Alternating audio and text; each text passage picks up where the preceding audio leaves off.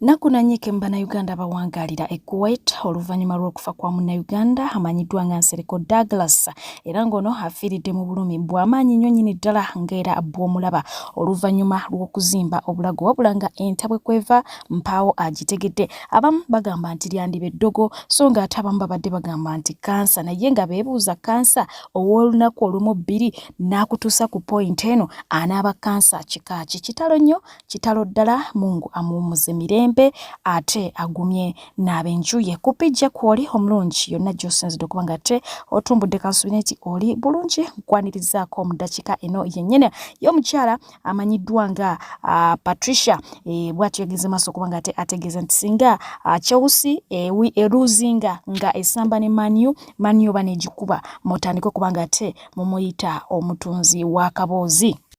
Ate nga y'omukyala amanyiddwa nga Farida Nakazibwe avuddeyo n'ekubira omulanga ng'agamba nti asaba kumusondera ssente asobole okuba nga agula genereeta ateekako emitwalo 10 egy'amasannyalaze wabula mu wiikisi 2 zokka amasannyalaze gaba gamaze okuba nga ate gaggwako. Yeebuuza gaggwako gatya wabula nga bo aba UEDCL bagenze maaso okuba nga ate bamusekera ne bamwanukula ne bamugamba nti kale genda ogule genereeta bw'onoomala okomewo otandika okusabiriza ez'amafuta. Bwe batyo ne bamutegeeza nti ky'olina okumanya Uganda si batandika butandisi ne bamusekerera.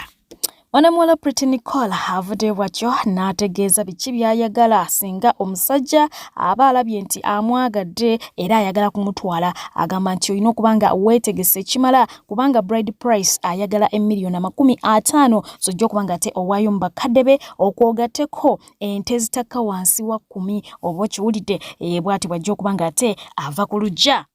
Abamanyi obulungi omuyimbi amanyiddwa nga Lady Pazzo Yessa omwami ono abadde nga ayogera nnyo ku mukyala we amanyiddwa nga Mama Farida amulinamu abaana babiri Faridi ne Farida wabula nga ate bakoze emikolo ekyo kyo twakitegedde dda. Avuddeyo n'aba nga amwebaza okukkiriza n'aba nga ate munange akola ki amuzaalira abaana n'amufuula taata. Kakati amugambye okukyala ke kuwedde katugende kuki ku mitendera egiddako kwanjula n'ambaga kubanga munange obisaana byonna weebale nnyo weebalire ddala. Naye ate yo omukyala amanyiddwa nga Black Panther avuddeyo ng'atabukira Mama Faridi n'ayogera ebigambo biyitirivu we biti agamba lwaki yakkiriza emikolo gino gibeewo ng'ate abadde akimanyi bulungi nnyo nti naye ku mwami kwali bali kutugabane.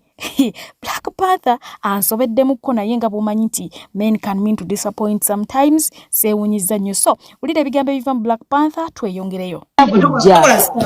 Eno sistanti kuba siina kyenjagaza okitegeera ne Mama Faridi tewandi bikoze toyina kukola ebyo omusajja tewandi mufosinze newankubadde obadde okitegedde nti tweyagala takyakuwa budde obudde abuwanze ne tewandi bikoze kubanga era yandikwagadde n'obeerayo nga mukazi wo ow'omunju ffe ne tutambuza obulamu bwange naye period. Dani okufosinga omufosinge alage public nga bwayagala gwe. Black Panther tasala bigambo. Nze sisala kigambo nsobola okuba wa proof yonna gye mwagala lwakuba nti on the sake like olw'okuba njagala nnyo Lady Pazzo. Ansuubiza bingi musuubiza bingi tweyagala ebyaddala Mama Faridi kye wakoze yabadde pesa fu. Mwesuubiza. Pesa fu oli mwami wange yadde omulinamu abaana. Omukulu amanyiddwa nga Selector Jeff yeewuunyisizza abangi olw'ebigambo by'awandise era nga kino kikubye okuswala ku sayidi ya mukyala we amanyiddwa nga Louis Later. Omukulu ono awandise n'agamba nti Kigali girls got me thinking twice about my life choices. Do we even have girls in Kampala? N'ateekako zi question mark n'akaaba n'okukaaba oluvannyuma lw'okulaba abaana Abanyarwanda bamuleetedde okulowooza ku choice y'omukyala gwe yakola mu bulamu bwe oba okiwulidde era ne yeebuuza oba tulina abaana ab'obuwala mu ggwanga Uganda. Kino nno kirese Louis atandise okusekererwa ba social media in-laws abamumanyi obulungi ennyo n'omwami we. Bwetuddako mu mpaka za Miss Uganda 2026 ezakwajjeza Yessa eyawangudde yalangiriddwa nga yamanyiddwa nga Muhooza Trivia era ng'ono yategeezezza nti yazaalibwa era n'akulira e Bukomansimbi okiwulidde ekintu ekyo n'abakakasa nti mwana muganda waawano wawu awedde emirimu naye nga okusinziira ku social media in-laws bawakanyiza ebyavudde mu mpaka zino era nga bangi ne gye buli eno bakyalya waya bakyalya obuwuka beecwancwana bagamba nti ffe twalonze era ntiswana era gwe tukola ki gwe twagala era ne bajjayo eŋŋombe eri eyawangula si yakola ki si yafuga ya okategedde bulungi nnyo omukyalo ono yabadde n'obuwagizi bungi nnyo eranzurana era nga gye kyaggweredde bo nga bo abatesitesi b'empaka zino bamaliriza nga bamuwaddeyo positions 2 ag'obuzaale yamanyiddwa nga Amina Nalubega yes omukyalo ono bamuwadde ekifo kya Miss Popularity 2025 ku 2026 ate nga tebakomyawo bamuwadde n'ekya Miss Rising Woman 2025 okutuukira ddala ku 2026 ne bamusiima okuba nga ate munange yakoze ekyamaanyi ennyo mu mpaka zino era nga abasinga obungi bagamba nti baali babivaako ddebe ba Miss Uganda tabakuba ono bandibadde nga ate babyogerako naye nga weewaawo ye ng'omuntu yavuddeyo n'abanga ate abaako byayogera ku buwanguzi bwe ne ku buwanguzi bwa munne Muhooza. My name is Chivia Muhooza. Twakamala saasira kati Muhooza oviirawa?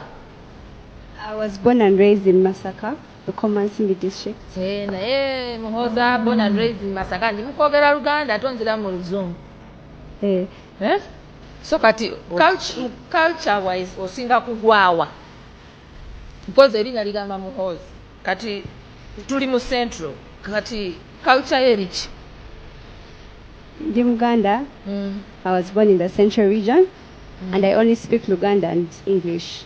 Mama wo bamuyita Mama wange bamuyita Mukunde Asha. Ani? Mukunde Asha. Mukunde Asha. Yes. Ate taatawo? Taata wange bamuyita Kireewo Clears. Ani? Kireewo Clears. Kireewo. Taatawo yeddira oba teyeddira? Yeddira. Yeddira kinte? Yeddira nte. Engobe. Abantu balowooza Abannayuganda basiru. Akakundi ak'abantu abatono. Buli sekita yonna kagifunza. Look at this girl. Musomekaawo waggulu kabagamba ki? Si Kigali Rwanda. Sebo kati Miss Uganda owa Uganda alina kubeera ng'ava Rwanda. You people, mwemulowooza tuli basiru. Abaana baffe abaawano, they were not given opportunity. They were audible, bazeemu bulungi ebibuuzo, ne muba droppinga because you want okuyisaawo omuntu eyabawadde ssente owakakundi. Wabaddewo ka comment akagamba nti Abanyarwanda muti. Nange nkakaatiriza Abanyarwanda muti. Commenting awo Abanyarwanda muti. Tubakooye ddala mu Uganda yaffe Uganda tubakooye. Miss Uganda yayiseemu nino mwogerako kubanga bannange nze nkolera abantu sijja kusirika naye nga sinaba kwogera kikyala kyonna kambeebaze bannange abantu bange aba online mwebale nnyo abantu munjagadde munsupport nze mukoledde video mu repost nze mumpanye mumpadde ssente muguze akalulu munnonze buli lunaku okuba we nabagamba nti munnonde. I really appreciate you so much bannange. Sigenda menya mannya kubanga muli bangi we namenya amanya abamu njabeerabira ate kibayise bubi naye nga bannange mwebale. Mulaba ino search ya Miss Popularity yammwe tewali mulala nze Miss Uganda wamwe. Nange no title ya Miss Popularity ejirako ekyapa ky'ettaka era kati saawa zino ndi landlady because of you people online. Singa tebabba support yammwe ettaka ero sandibadde nalyo. Eli emyaka egiyise Miss Popularity babale tebamuwa ttaka nga bamutwala mu mpaka za Miss Elite but mama waffe yagamba this time round kaba muwe ttaka so nina ettaka ddamba kyapa. Kati eno title ya Rising Woman bannange eno yo nze agyefubyeko nze we nafuna chance nenzija mu Miss Uganda as like I have to better myself. Najja Miss Uganda nga manyi byakumodola just but when I reached Miss Uganda era bulijjo nze mbagamba nti Miss Uganda is more than a crown. Contestant adze like that those 25 girls buli omu afuna Miss Uganda nga tali y'omu nga afunye ideas ez'enjawulo. May I use that opportunity neefubako nze mbadde neefubako nga neebaka ssaawa 8 nzuka ssaawa 11 but Thank you so much, my people. Jamba manya ingize ebintu bingi emezi maze Miss Uganda. Nze Miss Uganda jitenga mini university yange. I've learned a lot.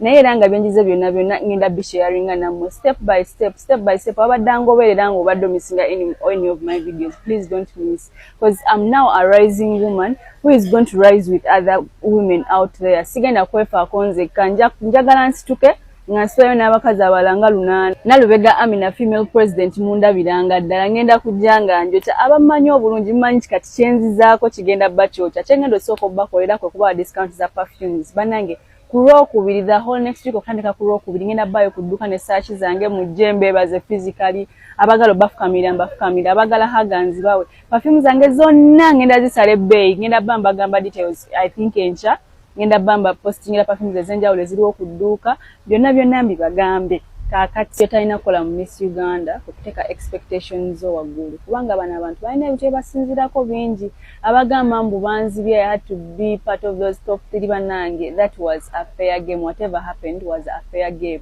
Mujjukire bootcamp yali yakatandika. I missed the first 10 days of bootcamp.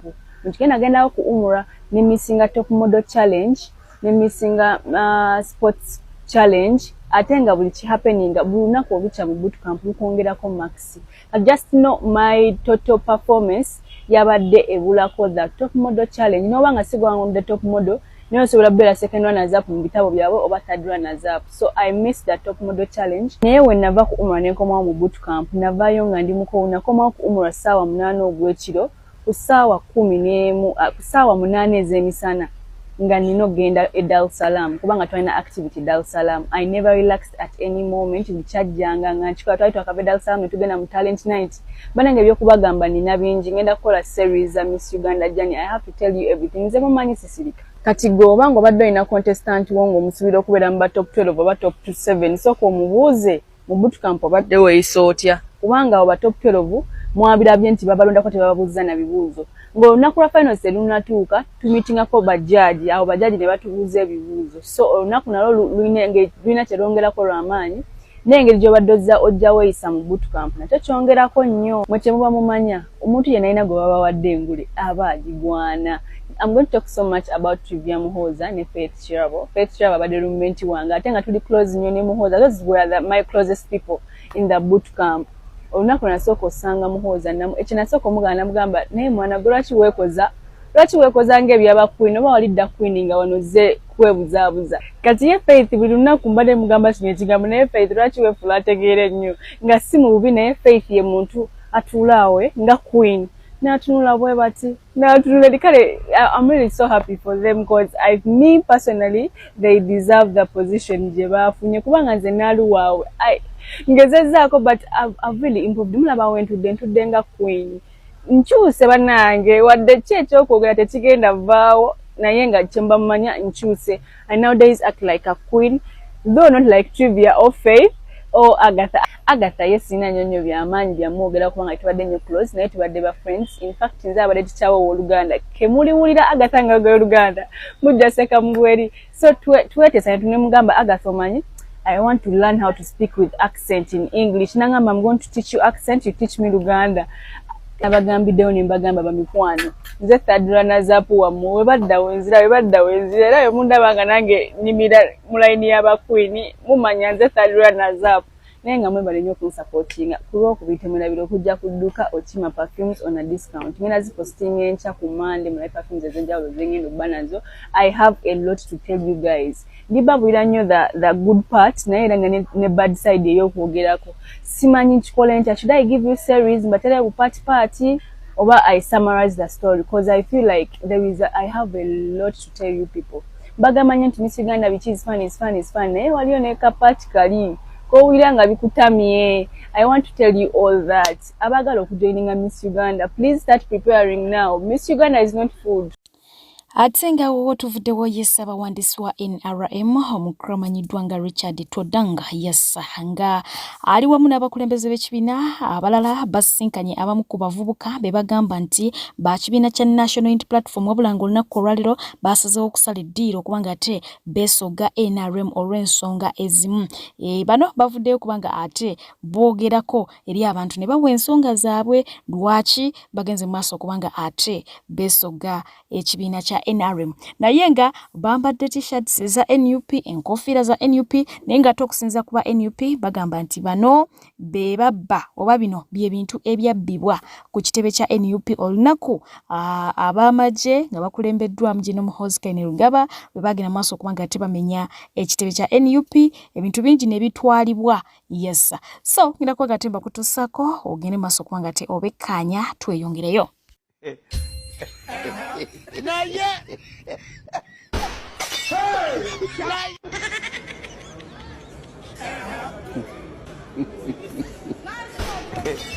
Amanya agange nze Kayondo Godfrey okuva n'olwaliro nvudde mu NUP nyingidde NRM nalabye ekitangala sagala kunkuba miggo nga bannaffe betwalabako 221 Debola tuvudde mu paper power okujjamu NRM okulaba omusana ono Haji Nyanzi Ibrahim mvudde mu NUP ekimvisiza mu NUP ngenze okulanga emyaka gye nina mbuza abavubuka bangi babakuba emiggo bebekalakasa bebakuba bebasiba teri abayamba kutali wanupa atuyambyeko ngate tubadde ebbanga ddene Kyagulanyi nze tambule ne Kyagulanyi kati oba emyaka giri mwenda nesina wadde okungamba mbukale kale olwaliro katukuyite nekibiina abantu oboyina wakitukwokyeyo kitegeera tubonyebonye ebbanga ddene emirimu giganye neteebereza emyaka 10 President Museveni nga afuga gwe wali olabyeko olutalo wano mu ggwanga lyaffe lya Uganda myaka aga akuumye eggwanga temuli ntalo temuli kulwanagana kituufu kyovola nange ngaza Haji Nyanzi Ibrahim nsazeewo okuva leero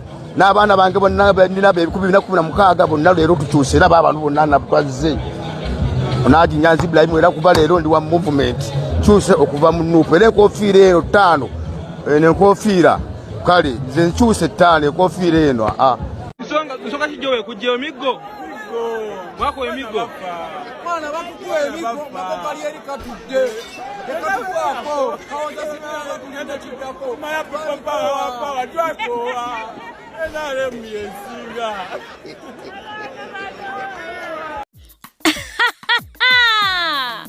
Ani abalimba nti abavuga bodaboda tebakuba kyeyo omukisa guguno Malden International Labour Consultants Limited egabudde ekuletedde omukisa okukola nga delivery bike rider mu kibuga Dubai omusala musava ate nga visa efuluma mu bwangu ddala abetaze basange Namuŋŋoona Nakibinge Road mu Rubaga Division bakubire ku namba zaabwe z'essimu 0787752329 oba 0740M73888 oba 0772830026 beba Malden International Labour Consultants Limited okujja mu bwavu. A'udhu billahi minash shaitani rajim. Alhamdulillah wassalatu wassalamu ala rasulillah. Mbanjulira Sheikh Ashraf Dembe oyagala genda Bulaya omwana yabula obufumbo buyuga amajini ga kwesibako bakuloga byotunda tebitambula oyagala kyusa bulamo visa yabula Sheikh Ashraf Dembe ayine edduwa ezimalayo wekwate edduwa za Sheikh Ashraf Dembe okumanya bisingako mukubire ku namba eyo gy'olaba. Assalamu alaikum.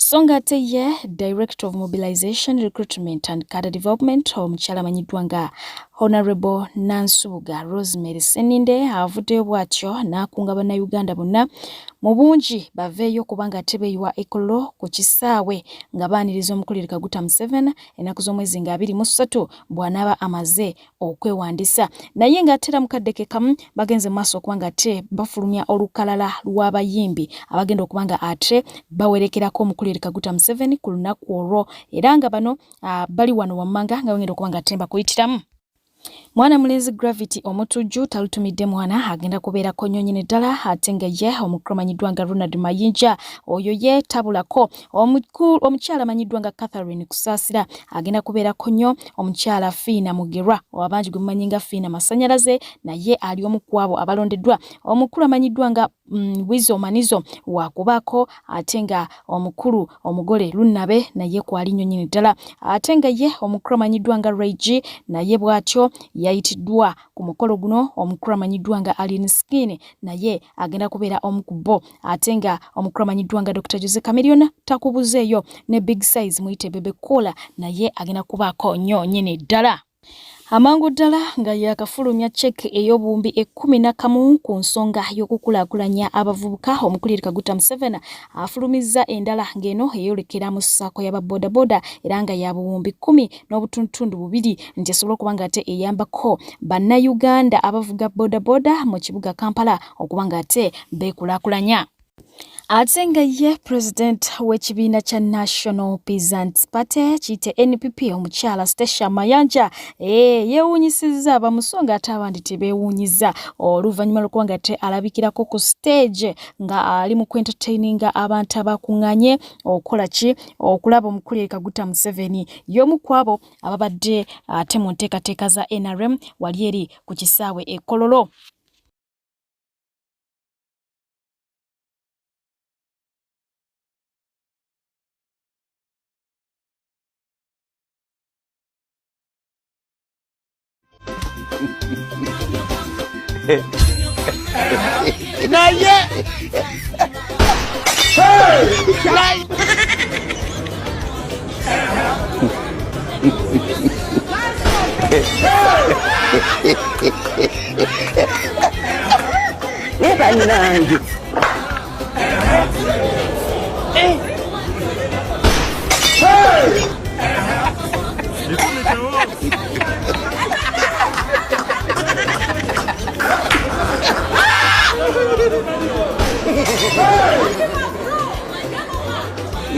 Mazima.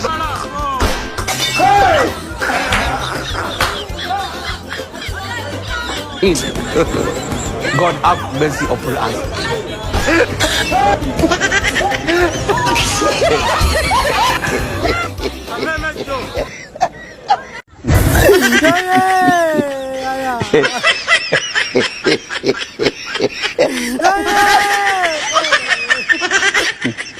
Songa ate ye President w'ekibiina kya National Unity Platform Robert Kyagulanyi Ssentamu mu kweteekerateekera nominations zijja okubeerayo ng'ennaku z'omwezi 23 yes olunaku lugenda kubeera Lwakubiri ye agenze maaso okuba nga ate olunaku olwaliro lwonna alumala mu kusaba era nga asabidde wali eri ensambya n'abantu be mwewaabwo alina ebigambo eby'enkizo byagenze maaso okuba nga ate ayogerako eri abantu mu kadde ke kamu.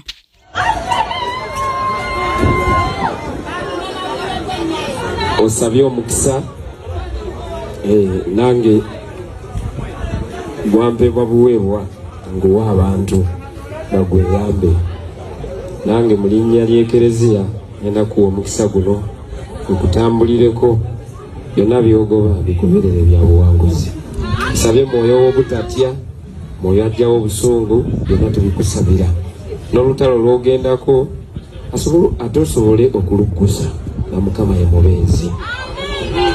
Omukama abeere naawe n'omukisa gwa Katonda omuyinza wa buli kantu Paatiri ne Mwana ne Mwoyo Omutuukirivu gukukkeko gubeere naawe osobole otambula nago paka mu nsi ensuubizi.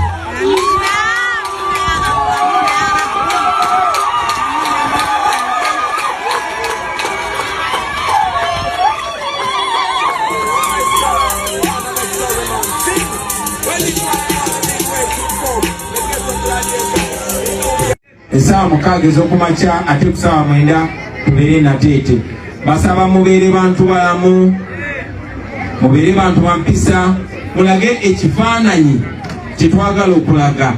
Buli muwagizi wa Kyagulanyi we bakulaba bagenda kukozesa nga example bagambe dda Kyagulanyi alina empisa oba talina mpisa. Basaba buli omu gy'oli tuwe ekifaananyi ekirungi tusobole okuwa bannaffe ekifaananyi ekirungi n'abaana ababatulaba ebweru w'eggwanga bamanye nti abavubuka b'e Uganda bavubuka bampisa. Kano akalulu nga maliriza kagenda kubeera wakati w'abakadde n'abavubuka.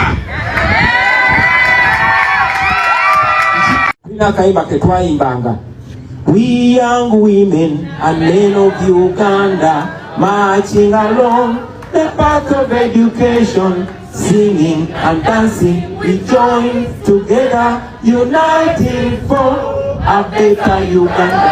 Ebigambo ebyo temimba buyimbi bikwata. Bali tuyigirizanga amasomero naye byakomawo mu myaka gyaffe egy'obukulu. We young women and men of Uganda marching along the path of education, singing and dancing. Chichatukulabe oba oli abalenkizo fata balina talent naye nga twenayitinga for what? For a better Uganda. Ensi eyo gye wali oyimbako ng'okyali mu ssomero kati gy'olimu kati, kye wali oyogerako mu primary school kati oli kati. Nali nyume ne mukwano gwange omu ne mugamba naye okimanyi nti anko oyo eyajjanga ewammwe ng'asabasaba maama wo ssente, okimanyi kati gwe anko oyo? Okimanyi anko oli eyali anywa omwenge nga taata yomba naye gwaki onywa omwenge kuba yali muto wa taata? Okimanyi oyo gwe anko oyo? Songa teye yajjanga presidential candidate omukramanyiddwa nga Bogere Peterson ono n'awunzikanga mu Nakatemba awedde emirimu ye olunaku lumusanzewo omusumba amanyiddwa nga Aloysius Bujingo nga gyalukwatidde era ng'eyo gyatambuliza ekitambiro olunaku olwaleero.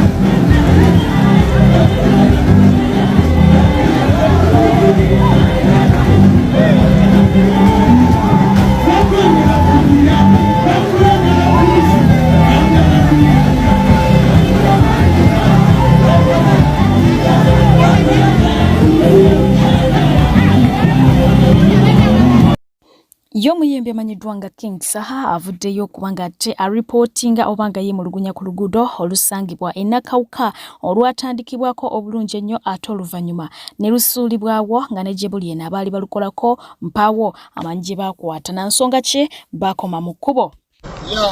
Baganda bange tuli eno Nakawuka, reporting live from Nakawuka. Oluguudo lwe baali batandikako balusuulawo kimu kirinawo kiraba emmotoka zimanyi okugwa muno endala yafiira awo oluguudo lwo baalusuulawo tugenda kati mu sizoni ya nkuba wano wagenda kuba tewayitika netwogerako naye ng'oluguudo lwe luno tewali mukozi yadde okumala akabanga akawererako ddala kati ffe omulanga tugukubirewa ab'ekitongole ekikola ku by'enguudo oluguudo luno mwalusuulawo. Omukramanyiddwa nga Big Eye Yasaha ayagala kaadi ya NUP okubanga ate yesimbawo enansana ayagala kubeera mubaka naye nga bangi bamulabamu ebituli oba bamukubamu ebituli bagamba nti tali potential candidate okusinziira ku bibalaba. Yes, naye ngono akoze buli kimu ekisoboka okugezaako okuprovinga abantu nti asobola era nga yawaliriziddwa okubanga ajjayo akatambi okubalaga nti struggle teyagiyingira jo juzi yagiyingira kuva dda.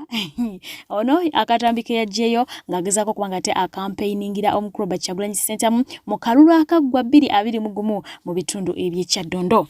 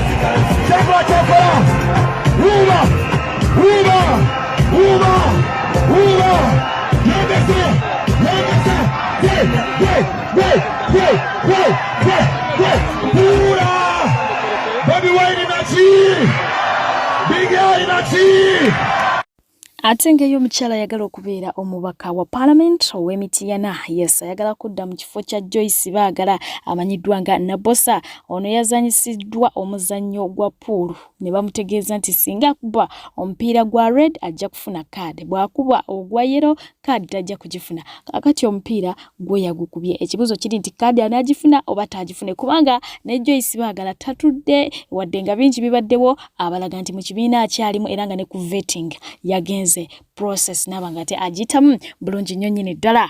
Omumyufu kandi abagitutte.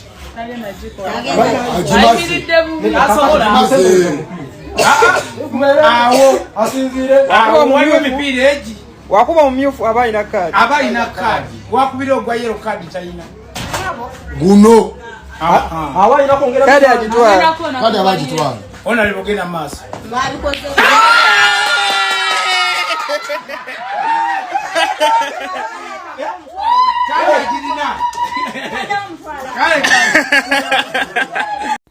Mu butambi obwerako ddala abaana ba Alien Skin balabiddwako nga bakola effujjo ne Alien Skin ye kennyini, naye nga ye omukulu amanyiddwa nga Young Mulo yagenze maaso okubanga ate awabula Alien Skin n'amusaba nti effujjo eryo erikolebwa ku bantu ku bintu eby'enjawulo mu kifo ky'okubanga ate amaanyi bagamalira eyo yeekwatekwata akkirize bayingire ring mukono ku mukono oba okitegeera. Mufunze yavuddeyo nabanga ate yeepikira Alien Skin ayagala bagende mu ring nga bw'olaba Rickman bwe yajingira nani ne Shakib.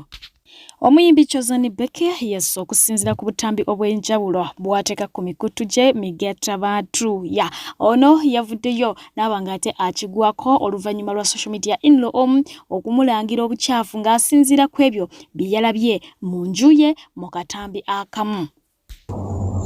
Tubadde tusaba baserebu oba mukwata ebisenge byammwe mufube okulaba nti ebisenge binyirira.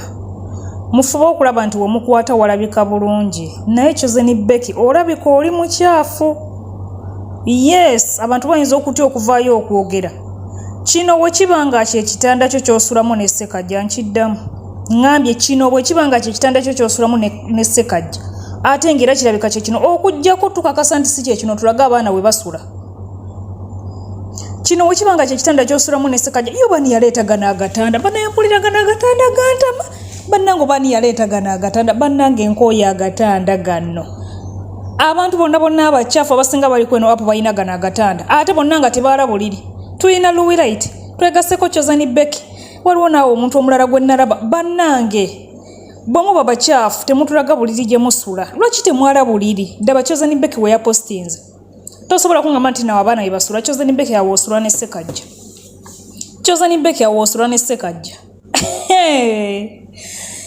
Abantu balina ennaku ate simanyi lwaki abantu abakyafu babeera mu bufumbo. Abo abantu abakyafu ba Chozani Beki style ba Safina style abo tebanoba tebava mu bufumbo osanga omuwala nga mulungi alabika bulungi wasula wanyirira naye nga talina musajja n'ebi n'ebikazikazi ebikyafu banaye tebiggwako basajja n'ekyo ze ni Becky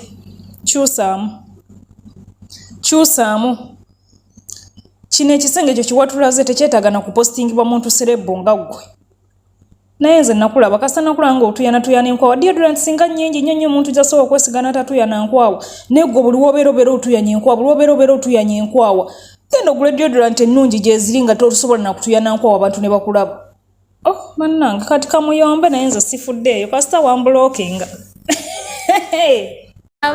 omuti gumaze emyaka 3 nga gubeera wansi nga n'okwasa baasa ebitundu biibyo naye bagenza okukya ku makya omuti nga guli mu bbanga guyimiridde guugwo omugulaba bannaye mugwetegereza omuti guugwo abantu bakyajja baabo naye mwetegereza omuti guugwo badde bagwasa siga nti badde baasiza waggulu guzzemu ne guyimirira gwokka ate walina omwa gusimbye naye nga gubadde ku ttaka wansi badde baasiza neggulo bayasizzaako emyaka 3 nga gugudde gwagwa n'ebigundi byako ebiti byako byonna badde babifumbisa naye kale bagenza okera ku makya gweyimiridde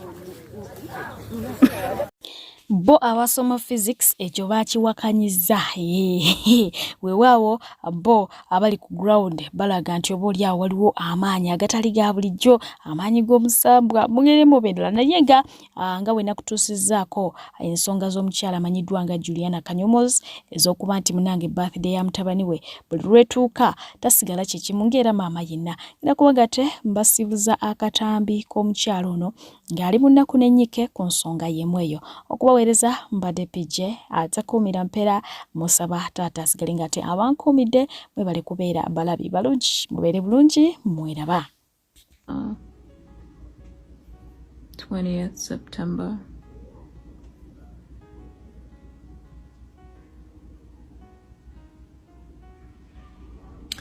This is always a very difficult day for me.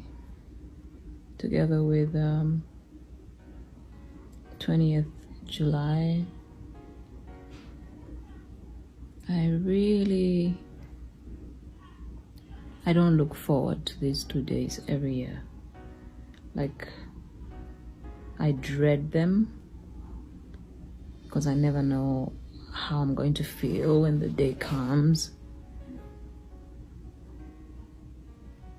Sometimes it's easier for me to just be alone, which is what I'm doing today. I'm alone. Taj is taking a nap right now. What I'm saying, there's no one else. And sometimes I find it easier dealing with my feelings, my emotions that way.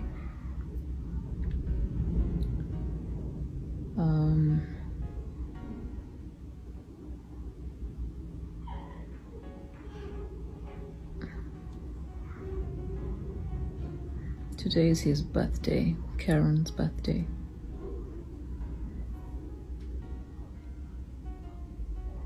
I keep wondering what he would be like, what he would look like, how tall he would have been.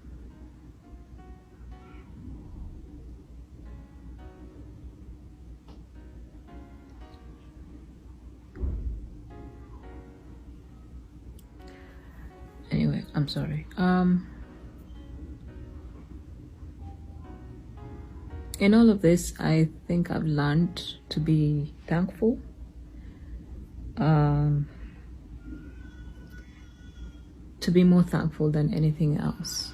To be more thankful for the gift of Karen, for the gift of just being a mom to him, and what an amazing journey it was.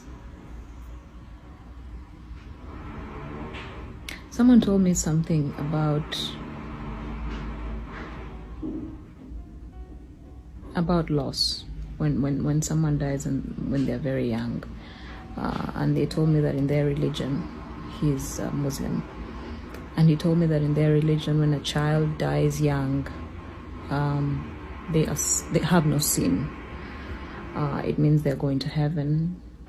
It means God has a reason why he took them at that age. And that really comforted me a lot. Because for a long time I kept saying, why did you take him? Why did you take him so early? So anyway, it's his birthday, and I'm just sitting here thinking about him. I always light up a candle for him and just pray for him and think about him and think about the funny moments that we always had with him. It's funny, I was eating Chinese noodles just earlier on, and I remembered how much he really loved them, you know. And I posted a little, you know, video with candles, but if you noticed, I used a song called When I See You Again by Wiz Khalifa. It was not a coincidence. Karen had 2 top actors. I forget the name of the other one. I remember the name, maybe I'll put it in the comments. But the second one is Paul Walker. Paul Walker was actually in his top 2. And surprisingly, Paul Walker died just a few months before Karen passed. So it was such a coincidence. And I still remember struggling to tell him that, you know, your favorite actor has passed. So that song for me has a connection because he really loved him. I mean, he used to watch Fast and Furious every day. And I would ask him, don't you get tired of those movies? And he'd go like, no, mom. You know, he had a husky voice. So yeah, I just wanted to share this with you, just what my day is like and my memory of him. And just one day at a time, just one day at a time.